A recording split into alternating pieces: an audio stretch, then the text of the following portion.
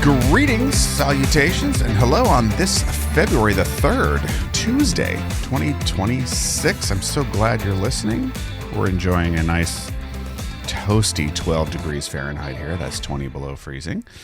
Probably negative 10 Celsius or so. I'm not sure. I don't do the conversions well. I'm not going to lie. It's not easy for me, but it's negative 11 degrees Celsius. Anyway, here we are. That's all I'm going to talk about the weather today. Other than I cannot wait for all this snow and ice to melt. As I said before, it's gone way past the beautiful and cute phase. For maybe a couple days, it was nice looking, and then it was not so nice looking. And I think you know what I mean. People got to walk their dogs. But I was thinking. We have this street that runs right in front of our building. It's pretty narrow. They widened it a while back, but it's still pretty narrow. And one of the most frustrating things is that because of the snow and ice, it's making parking along the street, that much harder. And there's a couple of people who have done a poor job of overcoming that challenge, and they park in a way that leaves the car kind of sticking out on the road. Well, guess what? Every week there's a garbage truck that's quite large that goes down every street around here. And invariably, someone's got their tail out, and the truck can't move, and it backs up traffic, and there's honking and yelling, and it just becomes mayhem. So that's one of the little details. But I know I'm not alone. I've talked to plenty of people who are from this part of the world originally, and even they're complaining about how long this is going on. So I'm in good company. Let's see what else is going on. Well, on this day in 1831. The U.S. copyright law began protecting music. So music has been protected for a mere 195 years in this country. And what else? The Calcutta Railway opened in 1855.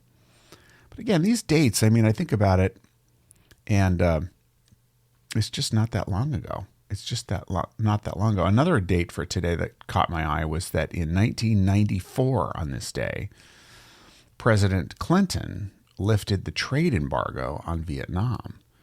And so again, and then, I went to Vietnam 3 years later. And so we were there on a month-long trip with my other classmates in college, right, essentially within 3 years of that embargo being lifted. And so it was still very early days there, and it felt like it. And I'm so grateful I got to go during that time, because it was still, I still got the essence of the post-Vietnam War era before it, especially Ho Chi Minh City began developing into a more modern city. It's still got those pockets there for sure, but these big buildings that are going up and all the commerce and everything, it has changed it quite a bit. So beautiful country. If you haven't been, go to Vietnam for sure. The food is amazing. All right. Well, it's been quite a week already. It's only Tuesday, and I feel like it's been a week. Fighting a little bit of a cold. But so I've got to watch the energy level, and I got to watch, how much I'm putting out in terms of, time. I might need to take a longer rest today just to make sure that this cold that I know is sitting there waiting to blossom doesn't get any worse.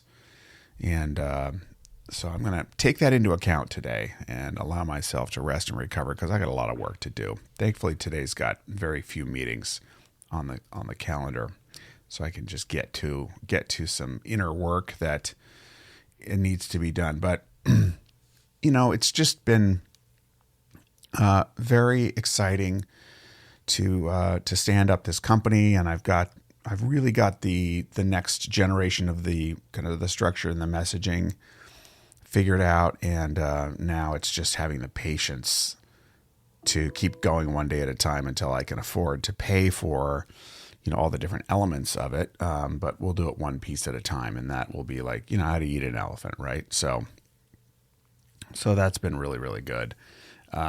Super excited to do the first long form interview for the next generation of my show, and that's happening the recording is happening on Friday, and I am just over the moon to be able to talk to David Kalinowski.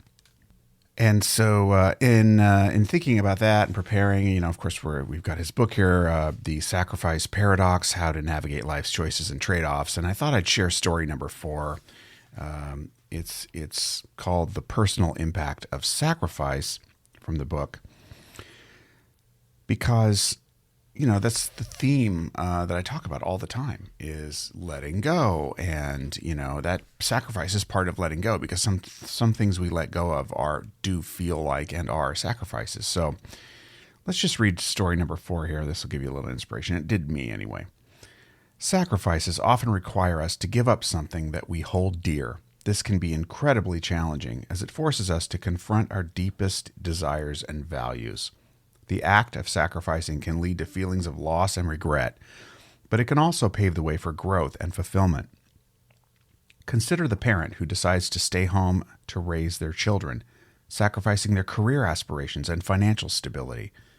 This decision is not made lightly, as it involves a trade-off between personal ambition and family responsibilities. However, the rewards of being present during the formative years of their children's lives can far outweigh the sacrifices made. Similarly, think about the entrepreneur who gives up a stable job to pursue their dream of starting a business. The path is fraught with uncertainty and risk, but the potential for success and personal satisfaction drives them forward. These sacrifices are made in the hope of achieving something greater, something that aligns with their true purpose. I can't think of a better way of describing, my journey and my thoughts about what I'm doing. And the drive is so strong, it's just hard to, it's hard for me to think of any other path. And I suppose that's how I knew that I was on the right one for me. And it's the right one for me, and it's not the right one for everybody. So, it's not better or worse, it's just mine. And the more I stay on that, in that mindset, it allows me to do less comparing with other people. It's very easy to compare with people who've gone a more traditional route or worked for a company or a law firm or something for a long time. And it's a different route. There's nothing wrong with it. It's just not mine. So it's always good to remember that. What is your path? I hope you're following it. I hope you're true to yourself and enjoying the journey and living out your purpose.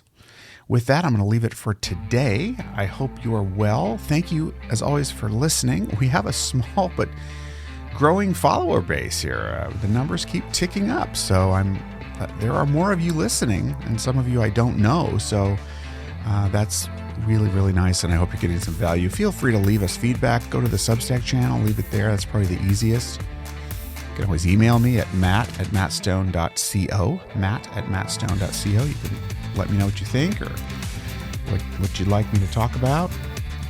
You can tell me what not to talk about, although I still may do it. But most of all, just be good to yourself and others, and we'll check back again with you tomorrow. Thanks a lot for listening. As always, bye-bye for now.